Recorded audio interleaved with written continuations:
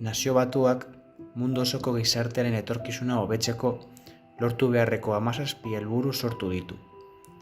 Haietatik, laugarren helburuaren garrantzia azalduko dizuegu. Kalitatezko hezkuntza. Azken urteetan, asko eztabaidatu da gure hezkuntza sistemaren inguruan. Teknologiaren aurrerapena handia dela eta hobekuntza hori erakusketa prozesuan erabiltzeko beharra daukagu. Baina hau ez da horrela gertatu mundu osoan. Leku askotan oinarrizko hezkuntza emateko ere arazoak daude. Hezkuntzaren egoera oso deskonpentsatuta dago munduan zehar.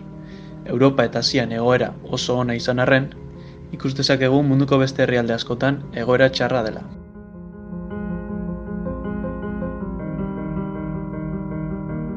Honako 5 arazoak sortzen dira hezkuntzaren egoera eskasen ondorioz.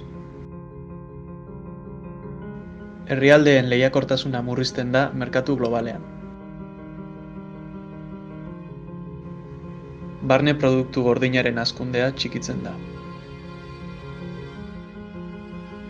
Biztanleriak beraien eskubideak, betebeharrak, prozesu zibikoak eta komunitarioak ulertzeko zailtasunak izaten ditu. Honegatik, beste arrazoi batzuen artean, herrialde hauetan izugarrizko ustelkeria kasuak egoten dira. Desberdintasun soziala, marginazioa eta pobrezia hazi egiten dira. Informatu zaitez.